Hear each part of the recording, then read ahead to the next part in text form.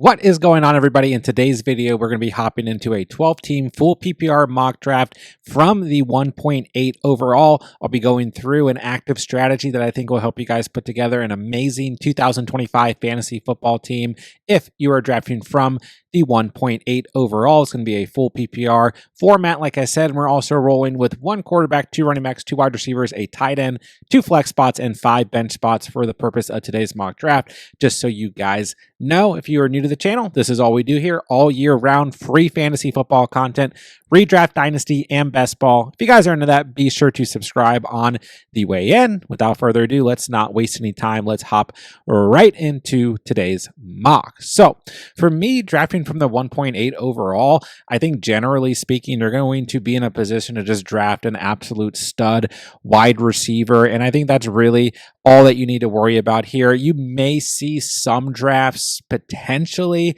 where a guy like Bijan Robinson or Jahmyr Gibbs falls out here, but generally speaking, I don't think you're going to see that. Now, you may be in a camp where you want to kind of quote unquote reach against ADP for a running back like Ashton Jeanty here. I am starting to see more drafts where Christian McCaffrey is kind of going closer to like the 1.8, 1.9 area, but I would say that's mostly in like underdog best ball drafts. So I don't quite think I'm there personally.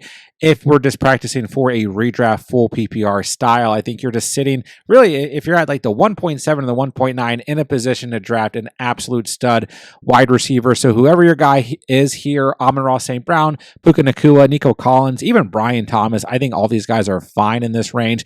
We'll just go with Amon-Ra St. Brown, but you can really pick from any of those wide receivers right there. And like I said, I mean, you are looking at an absolute stud area when it comes to the wide receiver position. So what I like to do here is kind of look at a couple different strategies, right? You could just go with what I call a bounce back strategy where we're drafting a running back in the second round because we drafted a wide receiver in the first, and we're going to basically come out of the first 6 rounds repeating that pattern with 3 wide receivers, 3 running backs, letting a good value tight end come to us, and drafting a late round quarterback. But we could also kind of go with an aggro wide receiver approach if you see this number of running backs gone here.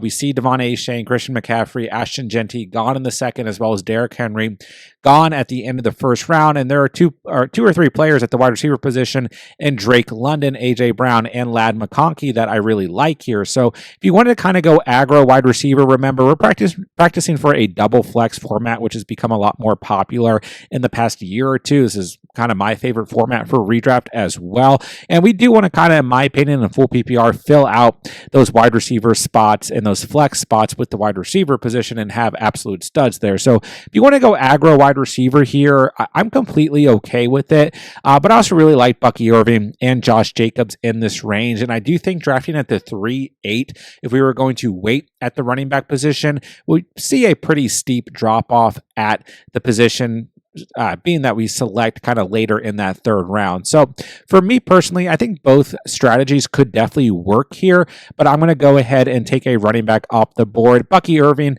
Josh Jacobs, whoever you like here, I'm completely fine with. I'm really high on Josh Jacobs at this point in the offseason. I really like Bucky Irving as well. I think that the Buccaneers are going to be in the red zone a lot. He's going to have another stud year. But I really like Josh Jacobs, and I do kind of feel like what he did last year is being a little bit undervalued at times, being their RB6, 15 rushing touchdowns, a lot of double-digit finishes, especially towards the end of the season. And really, the Packers, Matt LaFleur, kind of proved last year that they are basically like a run-first offense. So I like Jacobs there. Now, if we had waited to go running back and we did go with like an A.J. Brown or Drake London at the 2-5, there are actually some pretty good running backs who fell here. I do like Kyren Williams in this range.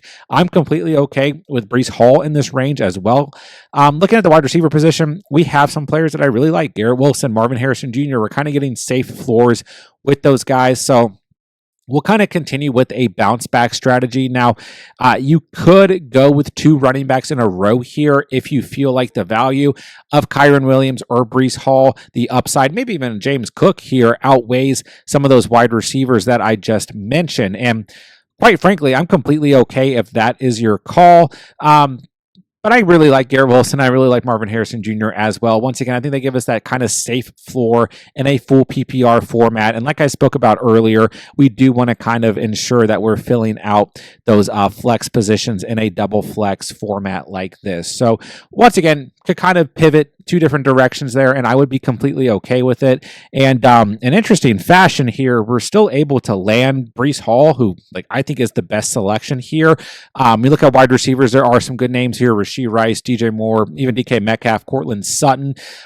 Generally speaking, if I know Breece Hall is going to be here, I'd probably go Marvin Harrison Jr. I think it's okay to draft a starting wide receiver or running back on the same team, but I also get a little bit leery of times, if they do have a bad week offensively, then probably both players are having a bad week offensively. It's not always the case, but generally speaking, I'd be shooting for a Kenneth Walker right here. I think he's fantastic in this range, a player that I'm really high on, especially in the 4th round, but I still think that Breece Hall gives us the most upside here. I am in on Breece Hall going into the year, so we'll go with Breece Hall there.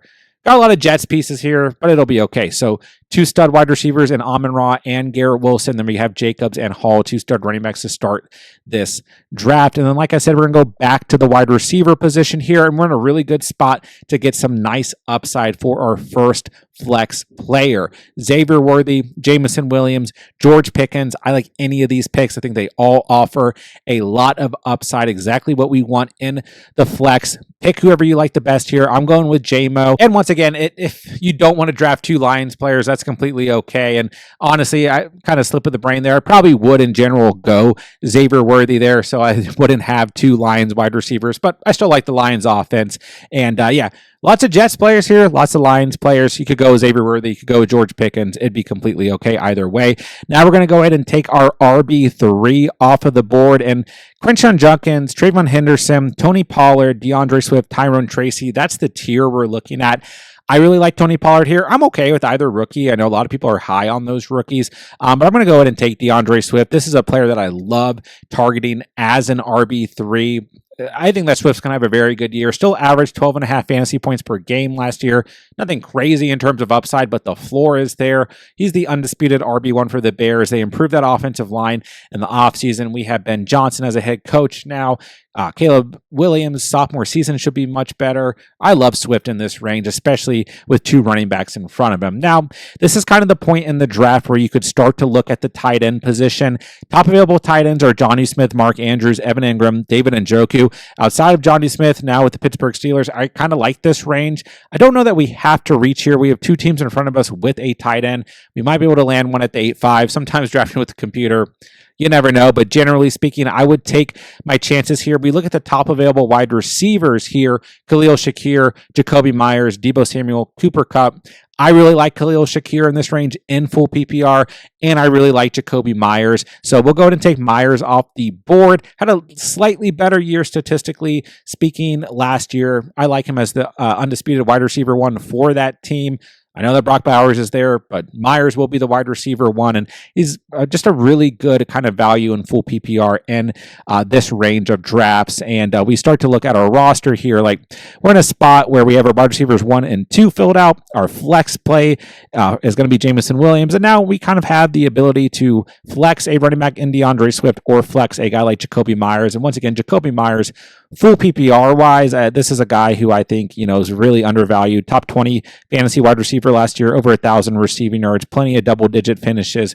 So I like Jacoby Myers a lot in this range. So we do see kind of that range of tight end that I really like. Mark Andrews, who I know was touchdown dependent last year, but I'm okay with Mark Andrews in this range. There's all this Mark Andrews hate. I'm completely okay with Mark Andrews, but the guy who I think offers slightly more upside potentially is Evan Ingram. I think that Broncos offense going to be very good next year. Bo Nix's sophomore season. We know that Sean Payton has at least been praising the idea of using a tight end since he's come to the Broncos. Hopefully this is the year that it happens, but also, Bo Nix pushed for Evan Ingram to join this team in free agency. So I'm all in on Ingram. I like Andrews there. Like David Njoku in this range, and even Dalton Kincaid, who just got selected, but ultimately we'll go with Ingram. Okay.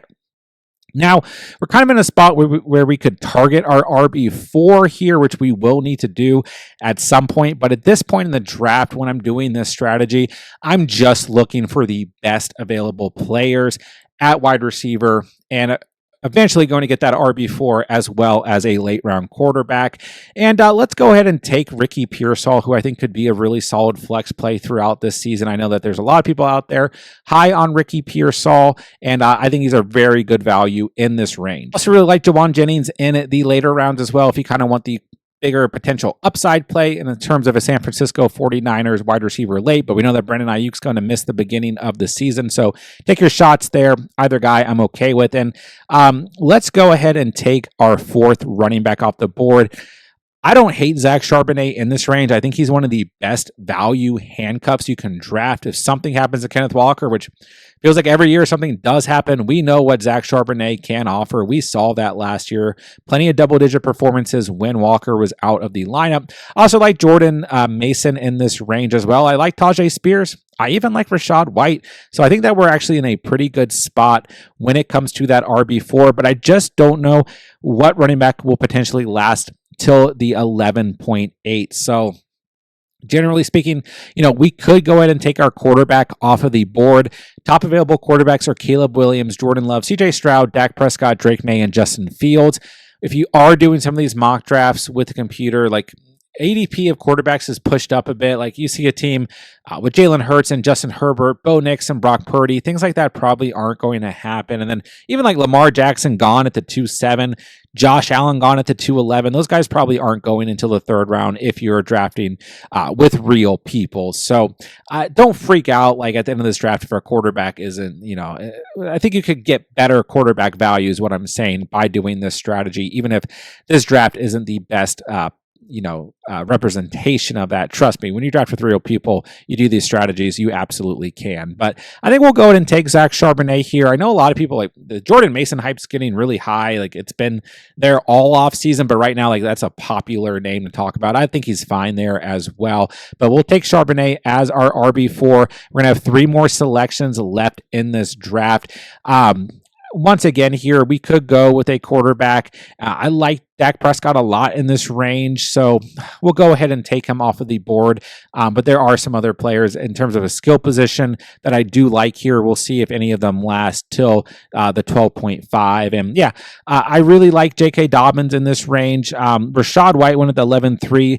Tajay Spears went at the 11.6. Generally speaking, and I do apologize because I've been kind of practicing drafting J.K. Dobbins against his ADP because if and when you're drafting with real people, J.K. Dobbins is not going to go in the 12th round. He'll go in the 10th. He'll go in the 9th even. So we'll take J.K. Dobbins here, but probably should have drafted him over Zach Charbonnet. But, we do come out of this draft with 5 running backs. Sometimes I just come out of my drafts with 4 running backs, but 5 is completely fine. And we'll just wrap this up with the best available wide receiver. I don't think you need to draft 2 quarterbacks. I don't think you need to draft 2 tight ends in single quarterback format. So, there's no running backs that completely jump off the board here. Maybe you're like a big fan of Nick Chubb. I'm not quite there in terms of what I think he can potentially do this year. I don't know that the volume's going to be there. I still think that Joe Mixon, who had a really good year last year, is going to be the guy. So let's take an upside shot on Cedric Tillman, one of my favorite late round selections, a player who had that monster run weeks 7 through 9. I know that the quarterback situation's a bit shaky there, but ultimately he's a good dart throw. I do think that Hollywood Brown, Wan'Dale Robinson, Rashad Bateman, even Jalen McMillan, all the receivers gone in the 13th round are all good dart throws. And we didn't really touch on Dak Prescott when I selected him, but just remember, we're not that far removed from a top 3 finish in fantasy football. And I know it was a little shaky last year to start the year when Prescott was healthy, but I'll roll my dices here. There's still plenty of good quarterbacks who will be out there on the waiver, so I'm okay with Dak as a late round selection. And then once again, like, you're going to be able to draft a better quarterback implementing this strategy when you're drafting with real people, because half these teams aren't going to take 2 quarterbacks, and overall the ADP of quarterbacks was pushed up in this draft, so don't freak out. All right, there's the final look.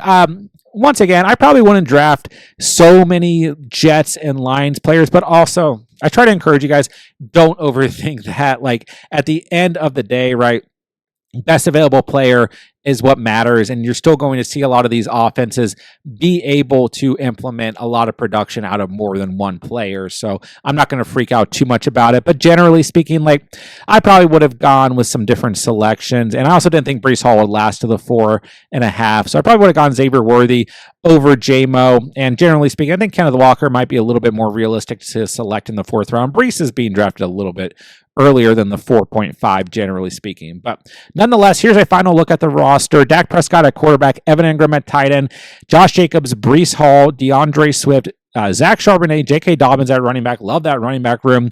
Wide receivers are going to look at Amon-Ra St. Brown, Garrett Wilson, Jameson Williams, Jacoby Myers, Ricky Pearsall, and Cedric Tillman. So the reason I really like this strategy is because it just gives you a really even spread across the board. You know, it don't always feel like you maybe have a tremendous amount of upside, but you're in a very good place going into the season. You have players on the bench that you can flex. You have depth at both running back and wide receiver, and we got good value at quarterback and tight end. You look at a lot of these players on the bench, Jacoby Myers, Ricky Pearsall, Zach Charbonnet, even though he's a handcuff, J.K. Dobbins, even though R.J. Harvey's going to get touches, I still think Dobbins can.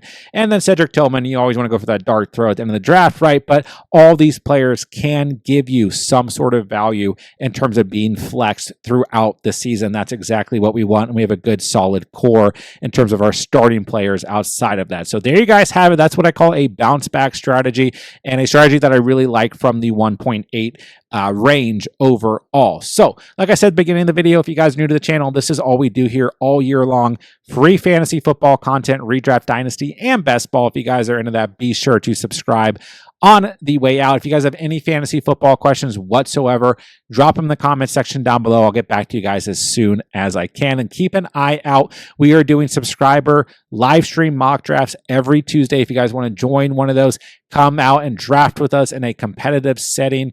Make sure you guys are staying peeled on Tuesday night so that you guys can join those, and be sure to join our free Discord. The link is down below so that you guys can get notifications on how to join those before we go live on YouTube. And with that, I'll say thank you guys so much for watching and or listening. And remember, you saw it here on The Catch.